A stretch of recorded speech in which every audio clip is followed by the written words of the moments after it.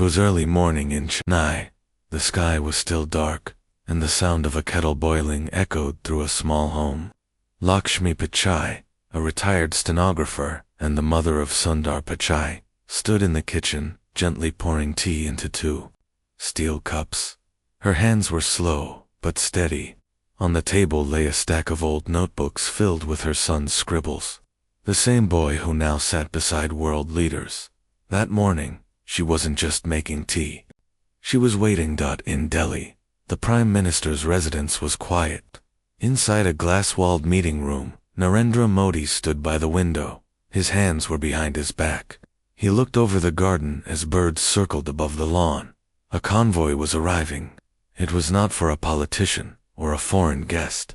It was for someone born in a tour-room home, someone whose journey stretched from Ashok Nagar to Silicon Valley. Sundar Pichai had arrived. Sundar stepped out of the car wearing a plain white shirt, no tie, no guards. He looked up at the gate, smiled, and walked in like he was coming home. The guards saluted. He nodded respectfully. The cameras flashed, but Sundar did not stop for them. He walked straight to the door. Modi greeted him with a firm handshake. Both men smiled, but there was tension, not political. Something older, deeper, like two men who understood what it meant to carry expectations bigger than themselves. They sat down in the room. The air was silent for a moment. Then Modi spoke. "Sundar, how did you build something the whole world uses?" Sundar looked at him, thoughtful. He took a breath. "Before I answer, sir," he said quietly, "I want you to meet the real engineer." Modi raised an eyebrow. "My mother is waiting in the other room," Sundar said. "She has never spoken to a prime minister, but she taught me everything I know." Modi nodded, surprised but curious. "Then we should hear her." Lakshmi entered the room slowly, wearing a simple green sari, her gray hair tied back. She held the same steel teacup from home.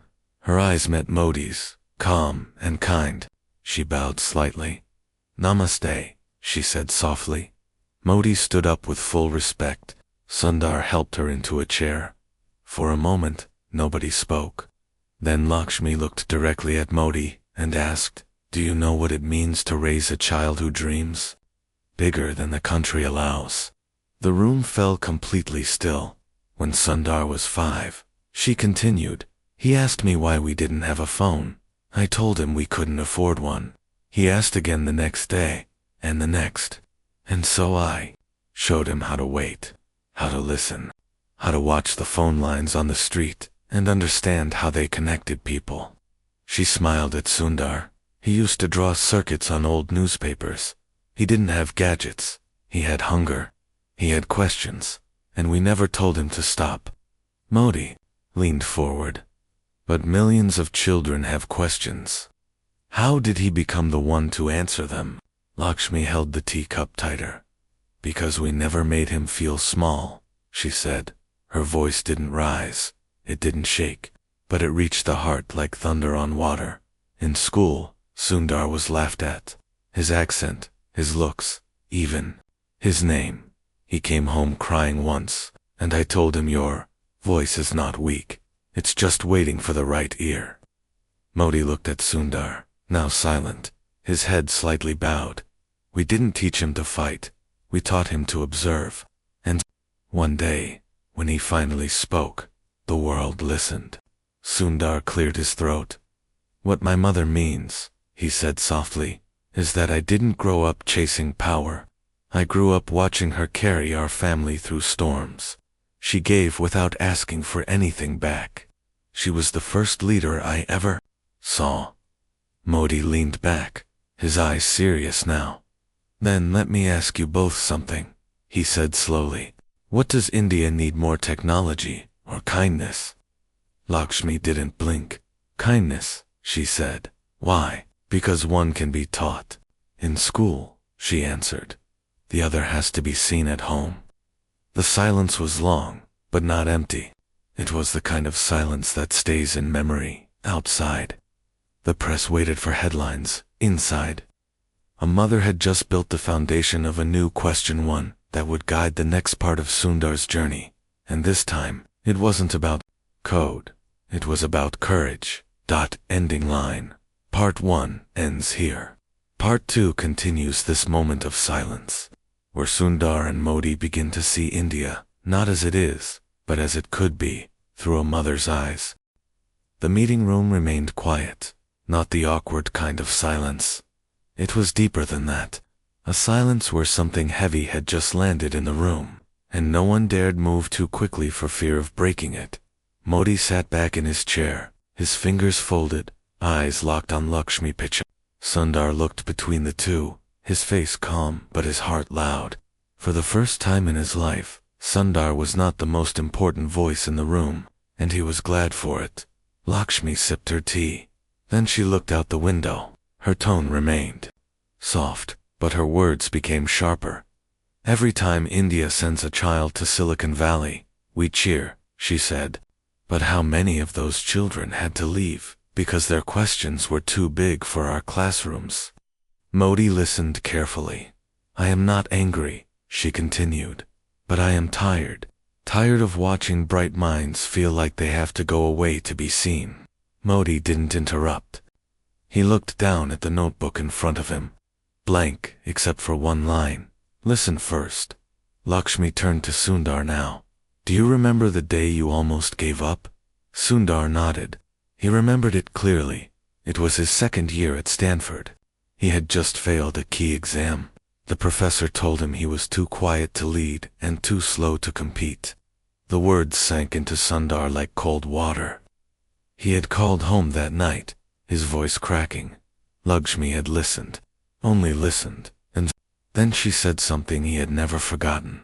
Even the moon looks broken when the sky is cloudy, but the moon does not change. Neither should you. Modi looked up at Sundar now. So what did you do after that call? Sundar smiled gently. I studied harder, he said. But more importantly, I stopped trying to be someone else. I stopped chasing loudness, and I embraced clarity. He paused. Google did not need another boss. It needed someone who understood silence, who knew that answers are not shouted, they are searched. Modi leaned forward again. Tell me, Sundar, what is India missing? The question cut through the air. Sundar took his time before answering. We have ambition, he said. We have talent, but we don't always have belief. Not in others. Not in ourselves. Modi nodded slowly. Then how do we fix that? Sundar looked at his mother. She smiled, but didn't speak. We start, Sundar said, by asking better questions. Modi raised his eyebrows, such as, what if India became the first country to measure success not by how fast you rise, but by how many you take with you? Modi's face grew still. What if we stopped asking children what they want to become? Sundar continued, and started asking what problem they want to solve. Modi was quiet. Lakshmi spoke again. When Sundar was small, he once asked me why the trees bend when the storm comes. And what did you tell him? Modi asked. I said, trees that bend do not break, she said. And he kept that in his heart. Sundar nodded. When Google was in crisis, when people were quitting, when the board doubted me, I remembered that. His voice didn't shake, but you could feel it, the weight of those memories. Modi took a deep breath. You speak with calm, he said. It is because I carry hers, Sundar said, looking at Lakshmi. A staff member quietly entered the room with papers. Modi waved him off. No interruptions, he said. Not today. Lakshmi placed her empty teacup on the table and stood. My son has told you what he learned from me, she said gently. But let me tell you what I learned from him. Both men listened. When he left India, she said, he didn't become less Indian. He became more responsible. He saw what others could not see. And instead of judging, he built. She looked at the Prime Minister directly. We need more builders. Modi stood now, too. Then help me build, he said. Lakshmi smiled. First, you must sit with the forgotten. The small schools, the mothers, the dreamers, with no stage. Modi nodded. You have my word. She turned to Sundar. And you, don't just be the voice of technology, be the voice of trust. I will, he said softly. Modi extended his hand again. This time, it was not a gesture of power. It was a request. Let us walk together. Sundar shook it. Lakshmi watched silently. Outside, the press still waited for statements. None were given. Inside, a new idea was born, not in policy, not in politics, but in the space between a mother's wisdom, a son's resilience, and a leader's willingness to listen. The silence between words had spoken louder than any speech. Ending. Line. Part 2 ends here. Part 3 continues with a journey into Sundar's childhood home, where Modi sees the birthplace of belief, and Lakshmi reveals the one decision that changed Sundar's entire future. A week later, a black SUV turned into a narrow street in Ashok Nagar, Chennai. The driver slowed down. No motorcade. No police cars. Just one quiet vehicle with tinted windows, barely noticed by the people around. Inside sat the Prime Minister of India. Beside him was Sundar Pichai. Lakshmi Pichai was already home, preparing for the visit. She hadn't changed a thing about the house, not the cracked mirror by the door, not the old fan that made a clicking sound, not even the small shelf filled with Sundar's childhood books. When Modi stepped out of the car, no speeches were given, no flags were waved. Only the soft sound of slippers on warm pavement, and a few neighbors whispering, "Is that?" Modi walked through the gate and paused. The house was smaller than he expected, but something in the air felt strong, like the walls had stories. Lakshmi greeted him with a soft namaste. Sundar opened the door. Modi stepped in, and for a moment, he was not the Prime Minister, he was a guest. They sat on the same wooden bench Sundar had studied on as a boy. The ceiling fan spun lazily overhead. The air smelled of jasmine and old paper. "This is where you grew up?" Modi asked. "Yes," Sundar said. "This is where I learned patience." Lakshmi walked over to a small wooden door in the back. "Would you like to see the room?" she asked. Modi nodded. She opened it slowly. The room was barely 6 feet wide. There was no window. The light bulb had stopped working years ago. Inside was a single floor mat, a pile of books, and a broken stool. Modi stepped inside and froze. "You studied here?" Sundar nodded. "Every night, for years." Modi looked around, but there's no light. "I studied by candle," Sundar said, "or the streetlight through the kitchen window." Modi stood quietly. Lakshmi touched the doorway gently. "He never complained," she said. "He only asked for more notebooks." Modi looked at the stool. The seat was cracked. "And your back?" he asked. "I got used to it," Sundar replied. "Pain teaches focus." Lakshmi smiled faintly. "This room was not just about study," she said. "This room taught him how to think in the dark." The words sank deep. Modi stepped out and looked back at the room. "We talk of smart cities," he said, "but this is a mind that shaped the future, built inside a box no one noticed." Lakshmi nodded, and yet, it was enough. Modi turned to her. "How did you know he would succeed?" She looked at Sundar, then answered. "I didn't," she said, "but I knew he wouldn't stop trying." They sat again in the main room. Sundar pulled out an old drawing. It showed a sketch of a phone circuit. Childish, uneven lines, but clever. "I was 12, he said. "I wanted to design a phone that didn't need wires." Modi smiled. "And now the world is wireless and connected," Sundar added, "but not always together." Modi leaned forward. "What do you mean?" Sundar looked around the room. This house had no internet, no money, no resources, but we were together. Now, we have technology everywhere, but we are more alone than ever. Lakshmi placed a hand on her son's, "Because connection is not about signals," she said.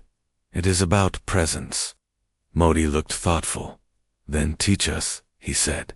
Lakshmi hesitated. Me, yes, Modi said firmly. Tell me what to do so that more children like Sundar don't have to leave. To be seen. Lakshmi looked down, then spoke carefully. Give every school a quiet room. Not a computer room, not a test room. Just a room where children can think. No noise, no judgment, just space to imagine. Modi nodded. Double quotes also, she added. Bring mothers in. Not for ceremonies, for decisions. Modi raised his eyebrows. We know when a child is falling, she said, long before the teacher does. Modi stood up.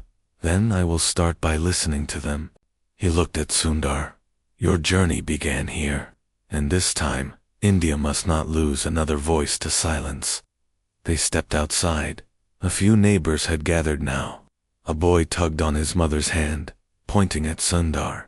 Who is he? The boy asked. He built Google, the mother whispered. Sundar knelt down to the boy. What do you want to build? He asked. The boy blinked, then smiled. A school where no one gets scolded for asking questions. Sundar laughed gently. That's a good start. Modi watched the moment, silent. Lakshmi walked beside them, holding the empty teacup again. Sometimes, she said, all it takes is one question to change a life. And in that tiny street, under the soft sun of Chennai, it became clear the story of Sundar Pichai wasn't about code or computers. It was about the room with no light, and the mind that refused to stay in the dark. Ending line. Part 3 ends here. Part 4 continues as Modi returns to Delhi with a new plan, and Lakshmi is asked to speak publicly for the first time, unaware that her words will go viral across the nation. Delhi was restless. In the days after the visit to Chennai, something had shifted in the air. The usual buzz of politics was still there. Briefings, speeches, cameras, but, in the middle of it all, there was a growing whisper, not about a new law, not about a scandal, but about a quiet woman from Chennai, who had spoken without raising her voice, and changed something in the heart of India's most powerful man. Prime Minister Modi returned to the capital more silent than usual. His advisors noticed. His schedule changed. Private meetings were cancelled. And then, without warning, a new item appeared on the calendar. Initiative. Voices of India, led by Mothers No. One understood what it meant at first. But inside the Prime Minister's office, Modi was writing a speech by hand. No stafi. No teleprompter. Just one sheet of paper and Lakshmi Pichai's words echoing in his head. Give every school a quiet room. Bring mothers in. We know when a child is falling. Meanwhile, in Chennai, Lakshmi's home phone rang. Amma, Sundar said. On the other side, the Prime Minister's office wants you to speak. Lakshmi blinked. Me, yes. At Rashtrapati Bhavan, mothers from across the country will be watching. It's not about politics. It's about vision. She sat down. Her hands trembled slightly. Sundar, I've never spoken to a crowd before. You've spoken to me, he said gently. And that was enough to build a company. Now, it's time to build belief. 3 days later, Lakshmi arrived in Delhi. She wore the same green sari. No makeup, no jewelry, just her steady eyes and a heart full of stories. When she entered the grand hall, it was filled with people, educators, students, ministers, scientists, and most importantly, mothers from across every state. Cameras were rolling. Lights were on. Lakshmi walked to the podium slowly. Her footsteps echoed. The room was silent. She adjusted the mic, then looked around, and she said the first line. I am not here because I taught my son computers. I am here because I taught him not to fear. Silence.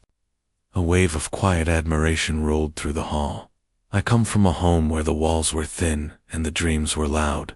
We didn't have a fridge, but we had books. We didn't have English fluency, but we had listening. And that made all the difference. She paused, her voice calm but unwavering. Today, we build apps. We build machines. But do we build attention? Do we build presents?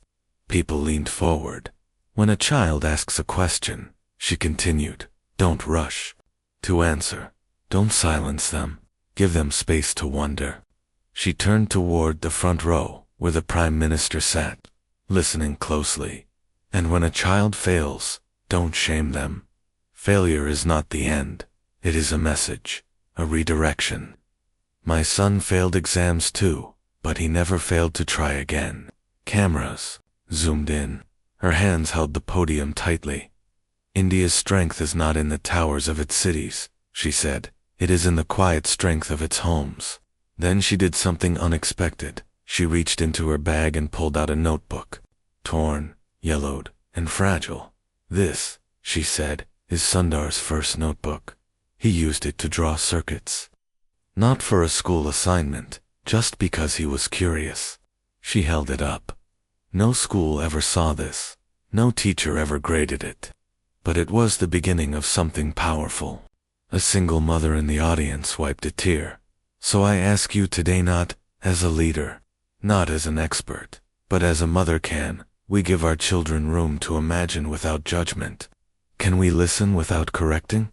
Can we allow their failures to be part of the journey, not the end of it?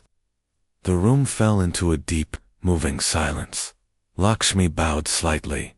Thank you for listening to someone who was never trained to speak. The crowd stood up slowly. And then, all at once, everyone was on their feet. A standing ovation. Outside, the speech spread across social media like wildfire. But not because it was loud. Because it was real. The mother who built Google's CEO speaks to India. India's new voice is soft but powerful. No capital letters, just capital wisdom. In Chennai, neighbors gathered outside Lakshmi's home with flowers. In schools, teachers replayed her speech for students, and in government offices, new plans were being drawn. Real ones. Simple but strong. A nationwide program was announced. Days later, the Quiet Room Initiative, a safe space in every school for thinking, reflecting, and questioning. No exams, no lectures, just listening. Lakshmi refused interviews. She stayed home, watering her plants, replying to letters, and making tea. Like always, when Sundar called her again, she said something quietly. I did not expect any of this. He smiled on the other end. Amma, you once told me silence was a teacher. Now the world is learning from it too. Ending line. Part 4 ends here. Part 5 continues, as Sundar receives an unexpected letter from a child in a small village, leading him on a journey that brings his past, his technology, and his heart full circle. In a quiet moment between meetings at Google's Mountain View headquarters, Sundar Pichai sat alone in his office. The glass windows looked out over a sea of trees and buildings. Emails were coming in by the second. But something on his desk pulled his attention. A small envelope, handwritten, with uneven letters. There was no return address. Just 3 words, for Mr. Sundar. He opened it slowly. Inside was a piece of lined notebook paper. The corners were curled.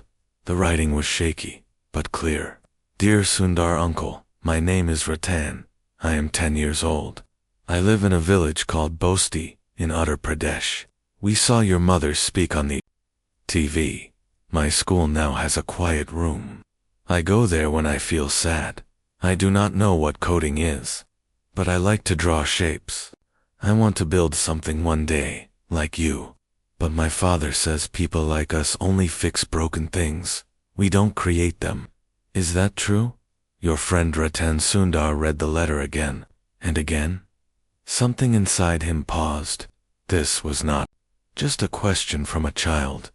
This was a mirror. Because years ago, he had asked himself the same thing. Not in words, but in silence. Sitting in that dark room in Chennai, when the electricity had gone, when the exams had failed him, when the world felt too big.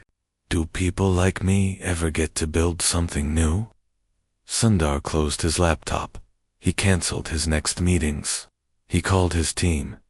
Book me a flight to Uttar Pradesh, he said. Where exactly? They asked. He held up the letter, Basti. 28 hours later, Sundar stood outside a small school building in the heart of Basti. No fanfare, no cameras, just him, wearing a plain shirt, holding a box of sketchbooks and pencils. The principal came running. Sir, we had no idea you would. I'm not here as a CEO, Sundar said. I'm here because a boy asked me something important. The quiet room was a small shed, cleaned and painted. Inside were floor mats, crayons, and a wall where kids had drawn dreams or houses, bridges, stars. In the corner sat Ratan, a thin boy with bright eyes, drawing something with full focus. When Sundar walked in, the boy looked up and froze. Sundar knelt down. Hello, Ratan. Are you real? Ratan whispered. Sundar smiled. Yes. Did you get my letter? I did. That's why I'm here. Ratan looked confused. But why? Because your question is the reason I do what I do. Ratan showed him his drawing. It was a picture of a flying schoolchildren sitting in glass rooms above the clouds. This is my dream, Ratan said, where teachers are kind, and every child gets to build something. Sundar sat beside him. You asked me if people like us only fix things. Let me tell you something. He picked up a pencil. People, like us, see what's broken first. Not because we are weak, but because we understand what it feels like. That makes us the best builders. Ratan's eyes widened. I thought I had to speak perfect English to build things. No, said you just have to ask the right questions, and never stop drawing the answers. Outside, the other children had gathered, watching the strange man who treated their friend like a king. Sundar took out the box of sketchbooks. For your dreams, he said. The kids ran in with joy. The principal asked him, will you donate a lab or a smart board? Sundar shook his head. First, he said, give them more paper. That evening, Sundar sat on a bench near the village, while Ratan sat beside him, swinging his legs. Uncle, he said, do you miss your mother when you travel? Sundar nodded. Every day. What does she say when you feel lost? Sundar thought carefully. She says don't chase noise. Return to the silence that raised you. Ratan smiled. She sounds very smart. She is. The sun dipped below the trees. Birds circled above the school roof. Before leaving, Sundar gave Ratan a note of his own. Dear Ratan, you don't need permission to build something new. Your imagination is already stronger than most machines. Keep drawing. Keep asking questions. And when the world doesn't listen, build it again until it does. Your friend Sundar. As the car drove him away from Basti, Sundar looked out at the open fields. No towers, no cables, no devices. But for the first time in years, he felt closer to the future than ever. Because the future wasn't in Silicon Valley. It was in a quiet room, in a small school, where a boy with no internet drew the sky without limits. Ending line. Part 5 ends here. Part 6 begins with Sundar returning to Delhi to present a national vision for creative education, unaware that Lakshmi, watching from home, has written one final message that will change the future of every classroom in India. Ask ChatGPT. Sundar arrived in Delhi under a quiet sky. It had been 5 days since he met Ratan in Basti. The sketch of the flying school was folded safely in his jacket pocket, beside his heart. He had carried ideas before ideas that changed search engines, shaped smartphones, and guided companies. But this one was different. It wasn't about innovation. It was about inclusion. And for the first time, he wasn't presenting on a stage of silicon, but on a floor of soil. The Prime Minister was waiting. They met in a small room inside Rashtrapati Bhavan. No press, no lights, only a map of India on the wall. And a notebook. On the table, Sundar placed the drawing on the desk. This, he said, is the future. MOD. I leaned forward. Who's a boy named Ratan? He doesn't know coding, but he understands what most adults forget: schools are not just for answers, they are for dreams. Modi stared at the drawing. A school in the sky, he whispered. Where no child is mocked, Sundar added. Where teachers guide with kindness, and where silence is not punished, but protected. Modi sat back, quiet. Can we build this? Sundar smiled gently. We already have the bricks. Now we need belief. The Prime Minister stood up, walked to the map, and pointed at it. What do we call this vision? Sundar answered with no hesitation. Lakshmi classrooms? Modi turned slowly. After your mother. After every mother who saw potential before the world did. Sundar replied. Outside, the launch was prepared in complete secrecy. No posters, no slogans. Just an official statement scheduled to go live across every major education channel. In India, introducing the Lakshmi classrooms, India's first nationwide network of imagination spaces. Each classroom would include a quiet room for free-thinking weekly creative hours, with no tests, a question wall, where students could post any thought without fear, guest visits from local builders, artists, farmers, and mothers, and a national mentorship program powered by India's top minds led by Sundar Pichai. Lakshmi was watching all of it from her living room in Chennai. Her sari was simple, her eyes steady. She wasn't excited, she was calm, like someone who knew all along this moment would come not through force, but through faith. As the Prime Minister gave the first public address about the initiative, Sundar stood beside him. But just before the speech began, a staff member handed Sundar a small white envelope. Your mother sent this, he said. Sundar opened it with both hands. Inside was a single sheet of paper with her handwriting. No greeting, no goodbye. Just one message. Don't forget the small bench. Build high if you must, but leave space for small feet to reach the table. That's where real change begins. Sundar closed his eyes. Then the cameras turned on. The lights warmed the stage. Modi stepped forward. He spoke clearly. Today, India launches a new chapter. Not with wires or machines, but with wonder. Our children will no longer be told what to become. They will be asked, what do you see when you close your eyes? The speech was short, but the impact was long. Within weeks, Lakshmi classrooms opened in 500 districts, in village schools and city centers, under trees and inside crowded buildings. The walls were painted with questions. The ceilings had stars. The blackboards said, your ideas matter. Children laughed freely. Teachers listened longer, and for the first time in many places, mothers were invited to help shape school programs. News channels tried to turn it into a political victory, but something unusual happened. No party took credit. No logo appeared on banners. It belonged to the people. It belonged to the dreamers. Back in Chennai, Lakshmi was walking through her local market. A fruit vendor smiled. Your son changed India, he said. Lakshmi looked at the guavas on his cart. No, she said gently. India just remembered how to listen. That evening, Sundar visited her. No security, no microphones. They sat on the floor, sharing tea and old memories. Amma, he said, how do I know we've done enough? She looked at him. When a child no longer hides their drawing under the bed, she said, you'll know. He nodded. And what about the world? He asked. It's still loud. Lakshmi smiled faintly. Then speak like a whisper that refuses to fade. And as the sun dipped behind the quiet lanes of Chennai, where a small boy once studied in the dark, the world began to hear something new, a language without noise, a revolution without shouting, a classroom where silence had finally found its voice. Ending line. This is the end of part 6, and the full story is complete.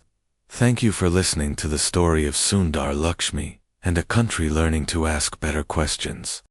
2 years later, the world had changed again, but not in the way newspapers usually describe change. There were no wars won, no markets broken, No new gadgets that changed how people lived. This change was quieter, but deeper. It was found in corners of India that no one used to film. Small villages, forgotten classrooms, and little minds who once sat at the back of the room with their heads down. Those children now sat in the front dot, with pencils in hand, and questions in their hearts. They weren't afraid anymore. They had seen the quiet revolution with their own eyes. The Lakshmi classrooms had reached over 10,000 schools, not as technology centers, but as trust centers. Places where curiosity was not treated as rebellion, and failure was not treated as shame. One day, a short video went viral. It showed a group of children from Basti painting their own question wall. In the middle of the frame stood a boy, taller now, wearing a worn shirt and holding a paintbrush dipped in sky blue. It was Ratan. He was no longer just drawing shapes. He was leading others, teaching younger kids how to imagine impossible things, airships that ran on music, houses that floated on dreams, villages made of trees that spoke to each other. The video caught Sundar's attention immediately. He paused his busy schedule and flew back to India. This time, he didn't tell anyone. No press, no team, just him, a backpack, and a notebook. He walked into the school quietly. The paint on the walls had faded slightly, but the laughter inside had not. Ratan saw him and ran over, his eyes glowing. "You came back." Sundar hugged him tightly. "I had to. You called me without words." They sat in the quiet room once again, now filled with drawings from kids across the village. "Do you remember?" Sundar asked. "The flying school you dreamed of?" Ratan nodded. Double quotes. "Then come with me," Sundar said. Within months, a new project launched. Lakshmi Fellowship for Young Builders, a program where rural children with original ideas would be paired with mentors, artists, scientists, and architects from around the world. No exams, no resume, only one requirement, a story. Each child had to submit a drawing, a dream, or a voice note, answering one question. What would you build if no one told you no? Ratan's idea was selected first. He called it Air Steps, a staircase that adjusted to a child's height, allowing them to reach books on any shelf, no matter how small they were, so no one is left out, he explained. The first prototype was built in Delhi, the second in Bangalore, the third in Kenya. Within months, his idea reached classrooms across continents. Ratan was flown to the United Nations Youth Summit. He stood at the podium nervously, holding the same notebook Sundar had once given him. "I am not here to show how smart I am," he said into the mic. "I am here because someone believed in my drawing." The room applauded, but he didn't smile because of the claps. He smiled because Sundar was watching from the front row, proud but silent, just like his mother had once watched him. After the summit, Ratan asked him, "Uncle, why do you still come back here? You have everything in America." Sundar looked at the boy. "Because India gave me everything I needed before I ever had anything." They sat quietly together. Ratan reached into his bag and pulled out a folded paper. "What's this?" Sundar asked. "A letter from your your mother." Sundar opened it slowly. The handwriting was familiar. "Dear Sundar, I watched you build a company, then a path, and now you are building a ladder. Not for yourself, but for children who think they are too small to climb. I am proud of you, but not because you succeeded. I am proud because you remembered. Remember always, lights can guide, but only silence can teach. Love." Sundar's hands trembled slightly as he folded the letter. Ratan looked up. "Do you miss her? Every moment?" And then Sundar did something he had never done before. Not on a stage, not in an interview, not even at a tech summit. He cried softly, not with pain, but with release, because this was the end of one journey, and the beginning of another. One boy had learned to build ladders for others. Another had learned to listen to children the way his mother once listened to him. And India, once a country that measured intelligence by noise, had become a country that respected the power of quiet under the banyan tree outside the school. The children played with chalk and string, designing their own worlds. Sundar stood beneath the tree, watching. No spotlights, no applause, just the wind, the questions, and the laughter of a generation finally unafraid to dream.